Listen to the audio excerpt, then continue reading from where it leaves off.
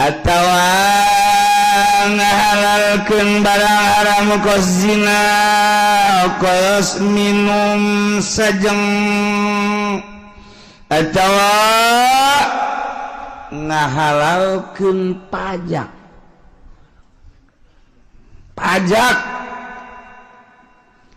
teh barang haram lawi taqada haqiyatal muksi jelema ngahalalkeun pajak eta teh geus miboga murtad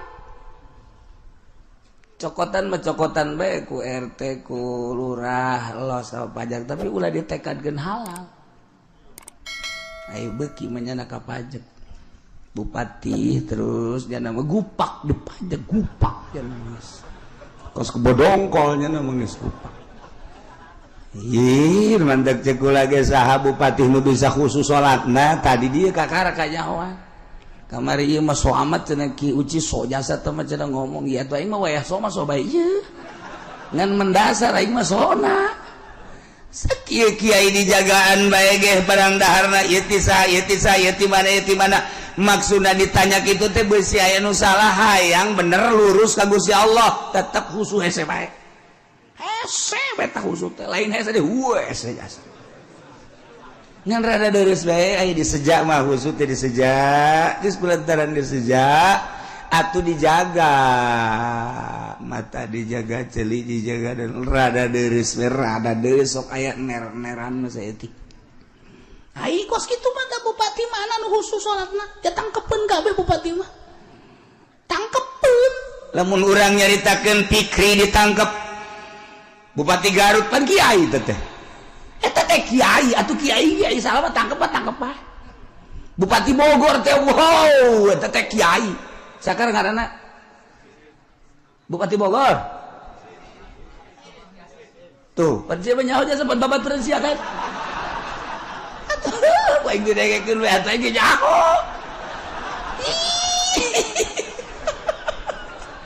eta teh kan kiai Rahmat Yasin teh masyaallah lamun menteri agama atau talar Quran berbagai menteri-menteri talar Quran bisa maca kitab ditangkap eta teh nah cak bupati nu sejen tuh salah makan ditangkap can kagiliran doang can kagiliran cak kabeh ge salah nu nyahoeun karena tata cara politik salah urang mah lantaran bodoh teu nganggap salah kan ka bupati sabaraha pendapatan di Tangerang sabaraha pendapatan di Serang jangan gaji PNS sabaraha jang pembangunan sabaraha emang teu dihitung kitu ku rakyat je warangsana kan gitu nyaho urang ge teh sekian persen jang PNS sekian persen jang pembangunan aya teh sakitu persen deui ka mana oh berarti kan teu ditangkep teh can kagiliran doang sabenerna mah urang doakeun mudah-mudahan ulah kagiliran usum deuk jore bae kan geus kanyahoan ku aing urang mun atut ditangkep lantaran kasus loba jasa atuh gubernur nu sejen ge sabenerna mah akur ngan kagiliran doang emang kumaha gitu mantak Gus Dur teh dirapin ini negara kita nih 20 tahun dari kasus KKN belum selesai ceknya tidak akan selesai saking non gitu lapis wah inilah laga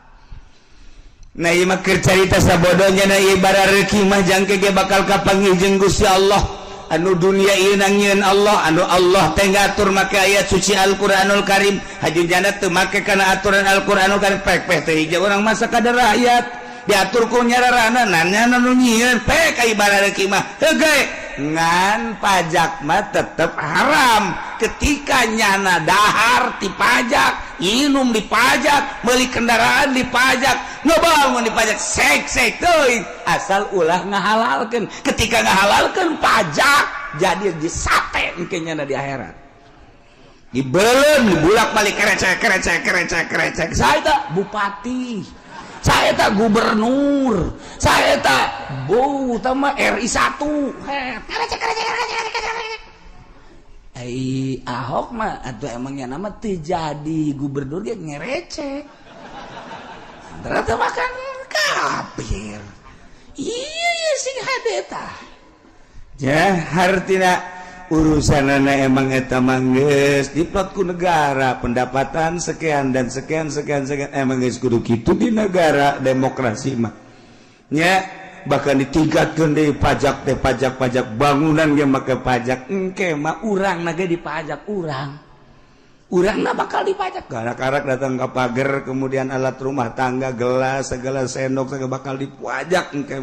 engke hirup urang bakal dipajak senyana darek mah gupak dipajak baik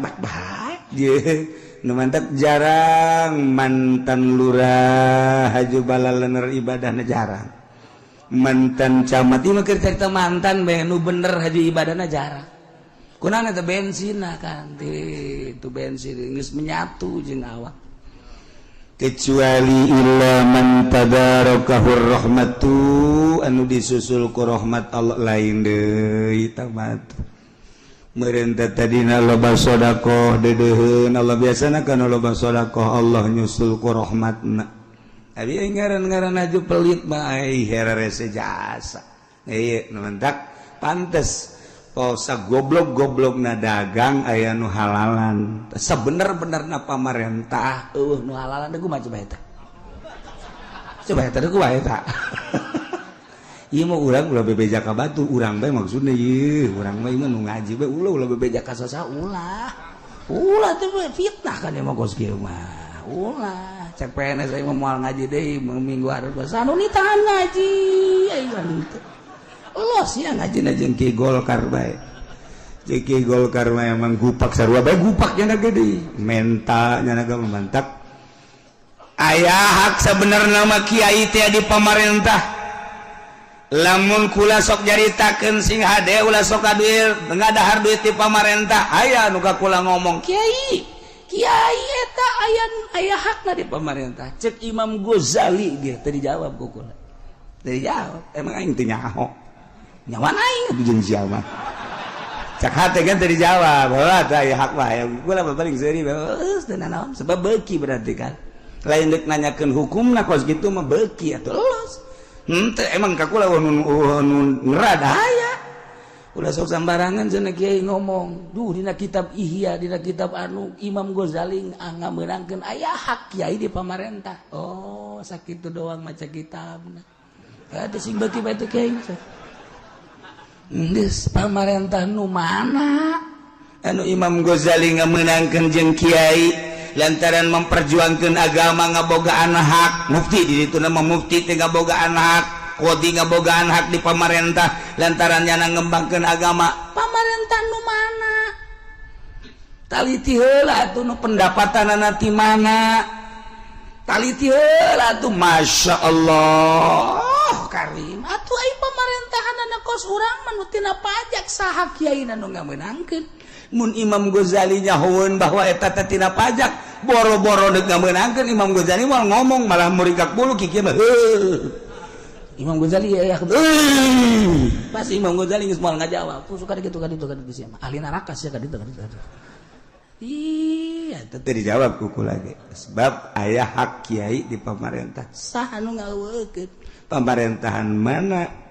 sebab kokocoranna di mana nah lawiya taqada munekadkeun jelema haqiyatal muksi boga sifat hak tindak pajak sedengkeun pajak eta haram nyana ngahalalkeun kana barang haram murtad mantap kiai bagus jasa ieu keur carita kiai bae aja nu lain kiai mah tagung ka neraka maksudna mah nu kiai behelanan maju nyana ngansongkeun proposal nyokot aju ngada tatadina bagus jasa elmuna ngeunaheun didengekeunana nyanana ibadahna bangun bagus ilmu aya di nyana gagah aya di nyana harisma aya di nyana dek ngadahar duit pamarentah dibere embung ngadengekeunana aneh disapekeran jelema dulur bada maghrib urang ngaji ieu sing hade ye lantaran urang mun teu ngaji mah engkena urang teu nyaho beneran aki-aki nu ngaberitakeun di masjid dulur ayo urang ngaji bari batuk-batuk teh kitu tah masyarakat sana magana kiai anu embung lah ieu mah kajian teu ngaji jakeun hate teh kudu ngomong kos kitu sebab naon nyaho aing nya ngalag-lagan duit masaan duit pamarentah teu hayangeun keur can jadi mui jelema hebat jasa diderengekeun ku jelema jadi mui mana kiai mui nu didengekeun ku masyarakat mana malah kerjaan terjun di partai kiai hebat jasa barang terjun di partai aya eueuh nu ngadengekeun aya cenah kiai sabaraha urang 20 teh loba jasa ngan jeung tiang masjid da sabaraha 18 duaan berarti nu ngaji teu daek ilmu aya di nyana hebat aya di nyana mun bahkul masail pangmeunanganna panghebatna tapi teu kaji jeung masyarakat dibere embung kunaon bensin nu kaluar tinyana bakal kotor kerjaan jadi yayasan mah nyana teh masyaallah didarengekeun ku jelema aja pinter nahuna pinter bilagahna pinter hadis barang boga yayasan kunaon dibere embung jelema tanyakeun lain di Tangerang bae lain di Serang lain di Pandeglang di Jawa sarua bae di Garut aya hiji jelema hebat moal dicaritakeun kiaina lain lalagaan mah hebat jasa sok jangan nyieun yayasan arembungeun ngaji arembungeun datang ka marahnya ka masyarakat aing keneh cak cenah jelemana nu keur ieu jeung kuari teh pindah ngagelok aya bae santri di dinya karake kaluar ti pondok pesantren make sampingna ge teu lempeng-lempeng ajan jelemana geus kitu tah deukeut aya sakilo mati dinya teh ti kiai eta sakilo lah jelema magan ngaji ge biasa bae kotek-kotek kunaon atuh ieu jelema parindah ka ditu diulah-ulah kok yana ulah sok ka dieu cenah ka ditu tetep bae pindah teu bisa tah urusan Allah tah mah kos kitu mah lain kudu haju bendu ka eta santri benduan awak urang introspeksi muhasabah tanyakeun ka diri urang sok geura memeleh nafsu urang kuduna kieu beta ta salat teh awak ya sebenarnya masih teh bisa ngaji teh titipan ti Gusti Allah kamari mah jarame sia teh ngaji maksudna hayang lain hayang rame tapi kamangpaatanna be ku batur dimangpaatkeun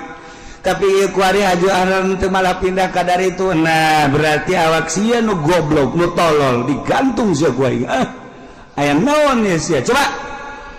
aya naonan terus kurang diwarah nafsu urang sia lantaran dedeketan jeung pamarentah emang lah ulah peng bae dedeketan jeung pamarentah mah dalam rangka memperjuangkeun negara bangsa jeung agama tapi ketika hayang kana duitna dunyana ieu nu cilakaan jadi urang dedeketan jeung bupati atuh mangga bae kos kula atuh biasa jeung bupati wau jeung gubernur wau jeung menteri ge tuh wau ya tuh masalah ngan ketika dibere duit kela cek ulang teh berduit sih ada kemarin gede letik siapa pajar bener baik kan tuh siapa tolol sih sabar orang nu ditolakeun teh wah mah terus berjuang ayo ngeriung diondang ku nya pek bae kula emang tidak diondang gitu ku pemerintah dosa datang tadi itu biasa ngan datang ka dituna teu dahar henteu kalau teu dahar kajen diberkatan bae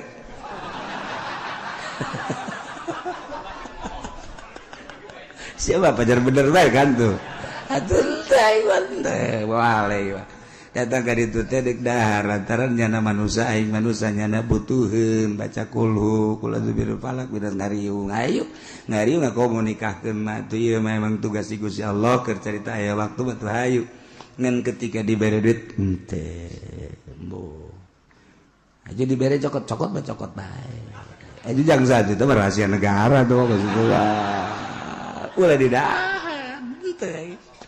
Allah maha uninya teu pernah kayak heula kudu ngadahar duit pajak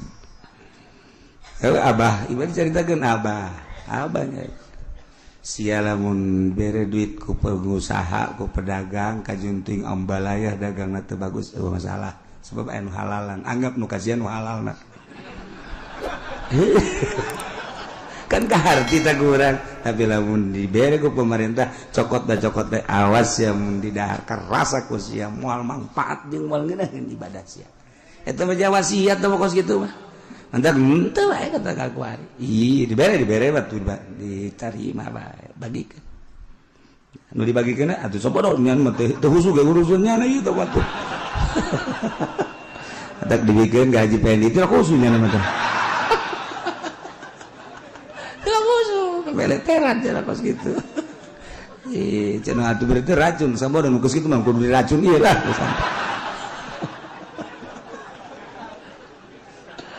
Nah, halala muharraman sekedar supaya nyaho bae. Ngabe urang lempeng sebab urang deuk bapanggih jeung Allah pan. Pek bae teh mah urusanna urang digaji aduh ieu sebenarnya kurang bagus. Atuh mah dengan di perusahaan, digawe di perusahaan halal tambah kos gitu mah. Tapi lamun eta pajak mah sing hade ulah ditekadkeun halal sakitu bungkul ulah ditekadkeun halal. Lamun ditekadkeun halal halala muharraman bil ijma' atuh geus murtad. Hese di negara model urang mah tuh hese. Mantap. Mantan pemerintah jarang nu lempeng lamun tatadina nyana kurang ngaji. Malai gede di bawah ngaji mah. Malai bupati malai ngaji dengan berbagai alasan sibuklah dan lain-lain kadaharan ngahijab embungeun jeung embungeun kasunggang kasinggung bannyana mah embungeun sebabna makanan hayangna terjalan ka luhur bae terjalan ka nu teh eta teh kan kos kitu teh ya ngajauhan ka Allah urang malah aing mah dicarekeun tanan ku kiai ngaji bae eta kan hebat tong kos kitu mah teh ngaku berarti nya lah aing mah geus kajengan mal deket dong jeung bupati bae teh kadeuleun jeung kana aing mah ngajina di handapeun tanggal Ambon bae oh masalah geus budak budak kan memperbaiki setik jauh tah kan dekat Allah orang hanya mampir doang kuari Masya Allah mampir haju nyilakakeun di akhirat na'udzubillah min dalik wa min dalik mampir doang datang ke cilaka engke ulah teh mantak sabara urang anu deuk calon bupati nu bisa mah kukula dinasehat tadi omong disindiran urang rangka sarita datang bu geus meeting segala di nelayan setik mah dibere kitu caritaan akhirat kitu jadi deui poho urang mana teh teu jadi oh kitu usaha bae tangka ngan lamun usaha gawehan nu nyekel nagara cenah kieu deuk kumaha wallah mah kitu nyaho teh mah jeung moal aya ieu datang ka ditinggalkeun mah nagara moal ka jadi kumaha gitu ieu dek memperbaiki diri bakal kapanggih jeung Allah atuh engke mun ditanya ku Allah aing kumaha tan nu mikiran nu kos karitu urang mah ieu engke teh pasti jasa sakedeung deui kok nu geus umurna leuwih ti 60 mah moal kebal deui jasa tah mah kapanggih jasa tah mah kapanggih jasa teu meunang gok asal anu hideung ieu bae kasar ieu bae nah, engke kapagi juga lo kan ditanya urang. Masyaallah. Tah ieu ulah datang kana halalkeun.